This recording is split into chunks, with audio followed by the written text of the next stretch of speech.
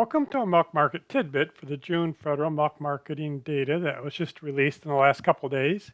This is Dr. Lawrence Jones, and I'm recording this on Monday afternoon, July the 15th.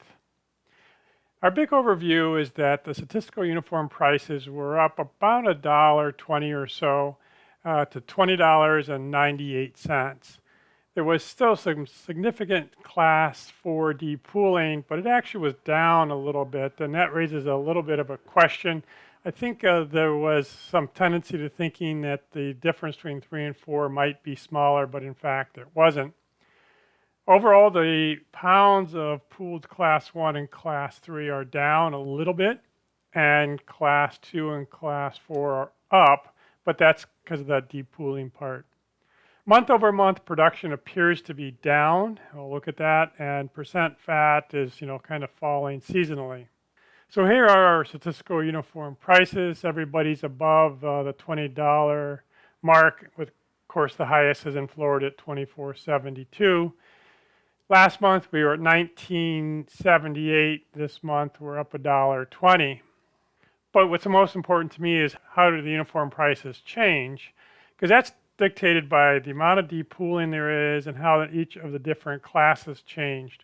And they were all up at least $1, except for the Northeast that was only up 94 cents. But overall, again, $1.25 is what it looks like it was up. The depooling, like I said, was a little bit less, but again, there's $1.20 in here, so would have thought in the end that there would have been more depooling. And if we look across the next 13 months, the difference between class 3 and 4 is fairly significant, with 4 higher than 3. And if we just look at the difference, it's more than $1.50. And anytime you're outside of this red box, which is plus or minus 75 cents, there should be depooling.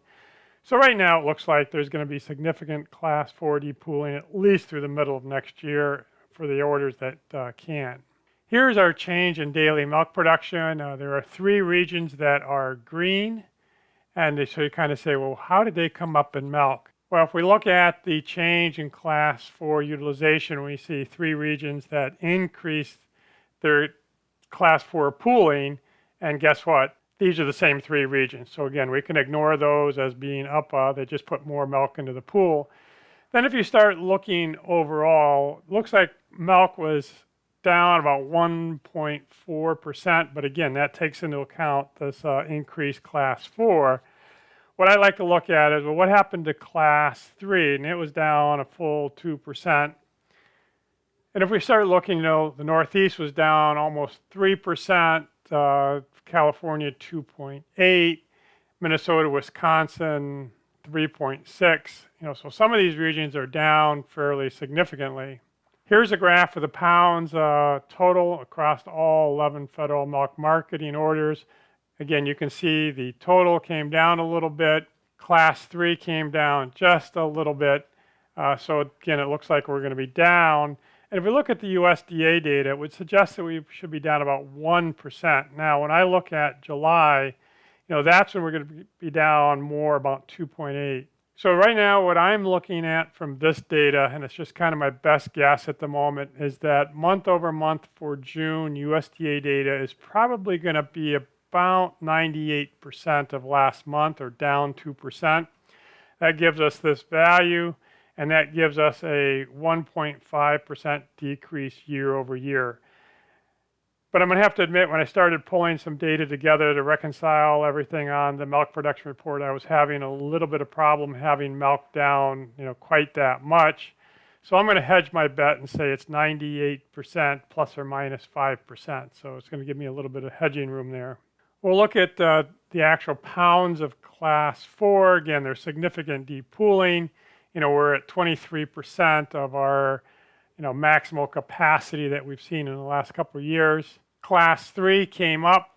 We're only off the max by about 4%. So that's kind of margin of error.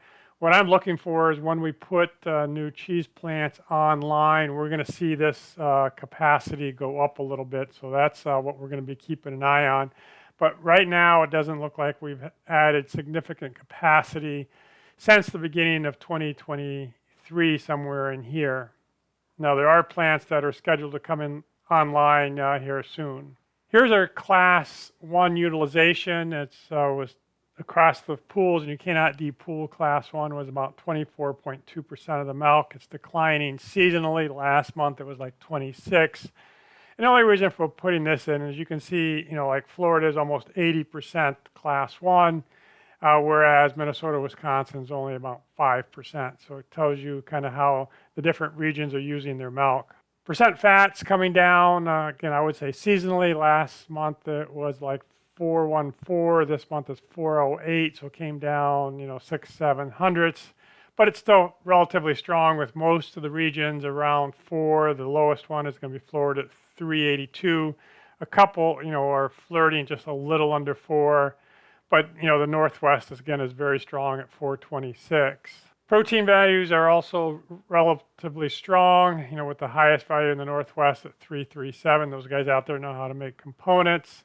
And then our lowest is in the Northeast at 311. And we don't get protein for all the different federal orders. So we're moving into the second week of what I call communication blackout. And then the following week, we're going to have the milk production report and the cold storage report, which is going to give us some more information. So the next milk market tidbit is probably going to be with the milk production report.